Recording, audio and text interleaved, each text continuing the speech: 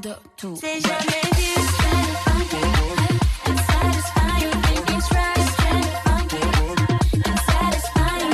Say what you need, gotta have some fun. I think it's right, it's kinda funky. Hello guys and welcome back to another video. If you know me, I'm a huge Doeki stan and supporter, and I have been for many years before she started becoming more popular. But I saw her photo shoot with one of the members from Blackpink and I was surprised, since Blackpink members are one of the more known groups for being anti-black and xenophobic in the past. It was just ironic to me that Doeki stated her music was made in mind for dark-skinned women such as herself. But this isn't her first time working with someone who doesn't really support the black community. When she made a song with Koda Black, who stated in the past dark-skinned women are too tough for him. I'm not here to say she is a terrible person, because if you need to get that bag, get that bag. Plus, there have been multiple people in the black community who have done the same things before her. As a biracial woman, I'm not here to tell a dark-skinned woman when she needs to get offended and by who, but over the last few years we've seen people of the color start making music with different K-pop idols. We've seen this multiple times in the American music industry as K-pop has become more popular to Americans. Doeki isn't the only black artist who's worked with questionable K-pop artists though. There is Megan, who worked with BTS I think once or twice. And in my opinion, you either need to be under a rock or know nothing about K-pop to not know the types of anti-black and xenophobic things the BTS members have done in the past. Bruno Mars also worked with one of the Blackpink members. And again, there have been other artists who's worked with K-pop idols. But why? I'm breaking this video down into 3 parts, and this will focus on the black community,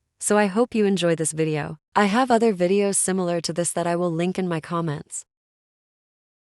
I have expressed multiple times the black community picks and chooses who they not only want to represent them, but also the type of artist they want to work with. I think black artists are very selective with who they work with, but many don't actually care as long as they get profit by the end of the day. I'm not just talking about the artist I listed, by the way. I just think it's ironic many of these singers who work with problematic people are always fighting a cause. Mostly as a black woman fighting just for basic understanding and representation in the music industry, but it completely means nothing when they work these types of people. People who have long histories of being xenophobic, but most notably racist towards black people. Black people welcome these types of people into black spaces, and before these idols even enter them, they are only colonizing black culture, but once invited in, they feel even more entitled to their culture, and everyone else's opinion besides the black artists they are working with don't matter. Just like when that one idol wore a do-rag rag after another black artist gave it to them. Many people were offended because, like, what are you protecting? Plus, this idol had already a long history of weird things when it came to the black community and how they treated black culture when it wasn't to make profit from it. But the reason why he was able, and so many other idols now feel even more entitled to this, is because these black artists and people of color are making music and socializing with them. You're inviting negativity and racism into the black spaces because even though it doesn't seem like it, there are so many K-pop groups that haven't used hip-hop or black culture in belittling ways. But these artists rather focus on the profit of teaming up with already popular groups than find one that actually respects black culture.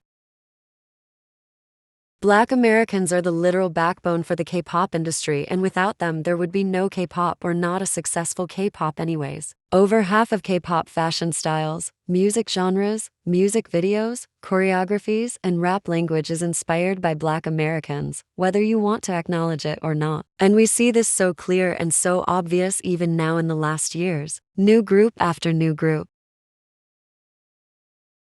and old group after old group. Since K-pop was first created, Koreans and their supporters have always felt entitled to black culture and the success from it. But there is really nothing Korean about K-pop. Koreans colonize black culture, trying to make it theirs as they continue to be inspired by black artists of today. I'm not going to sit here and say people can't be inspired and cultural appreciation can't happen, but I want to point out 3 important things that make this not possible in this situation. Korean idols don't acknowledge black culture as something by itself, but rather a prop to wear whether they need something edgy or ghetto. Rappers use blatchants, wear their hair in braids, and even make their skin darker to go against Koreans' white beauty standards and stand out. It's all about being different and being rebellious. There is no actual love and respect going into wearing or doing these things, which goes into my next point, their look of black people. Korea has a huge black face problem in the last decade, and they even have their own N-word. Black stereotypes have carried into their culture in dehumanizing ways as well. There have been a number of idols even Black Americans have worked with in the last few years that have mocked stereotype Black Americans and have performed almost minstrel shows of Black expressions and gestures on TV shows. So it's really hard for a group of people to think differently towards another group with these built-in mindsets. Mostly with the built-in mindsets that darker skin tones mean you're poor or less than. Because of these beliefs, many of your favorite idols end up having a racist path of hurtfulness towards the Black community, which brings me to my last point. The community, aka the K-pop fans, don't acknowledge Black experiences or Black opinions. They feel just as entitled to Black culture and the success from it. There have been more times to count of these fans trying to hide their racist idols' behaviors by sweeping it under the rug and bring attention elsewhere. A large part of the fandom babies Korean idols, mostly Korean men into little toddlers who can't handle being told what they did was offensive and wrong. Y'all rather suck up to their new as they use y'all for cash grabs. You wanna know how it smells? Which makes it really hard to forgive idols. Nobody is lighting them on fire for wearing braids or repeating the repeated dehumanizing behavior. But how are they supposed to learn if y'all shield them from the deserved punishment? I've seen so many people of color fans as well have this same behavior. Y'all whine and cry when your idol does something or something comes up from their past, but go right back to them like an abusive ex. Now for the last section.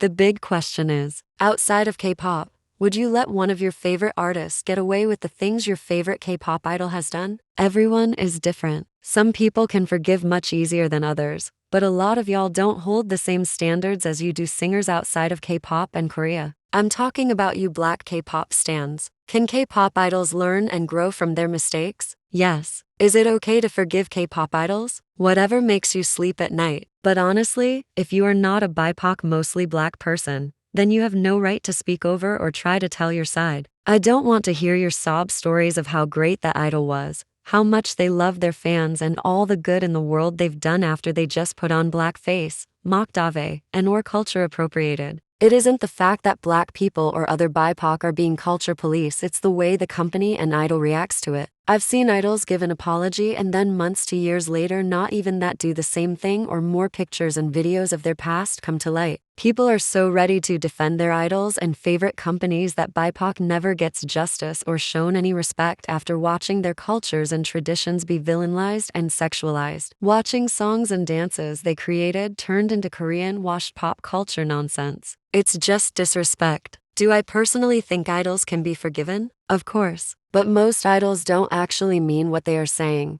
mostly because they don't know what they are doing it wrong and hurtful because it's just so normalized and the companies normalize it and don't punish their idols or staff because they encourage this type of behavior. They don't care. The idols and staff don't care, so why should I care about their feelings? Why do I need to basically do a background check on any idol I want to listen to? Because I fear I might get too attached to an idol that was just saying nigga this, nigga that, or was treating my natural protective hairstyles as a cosplay. That is it for today's video though. This video wasn't meant to offend or leave any people angry, so don't get too heated. I'll see y'all in the next one.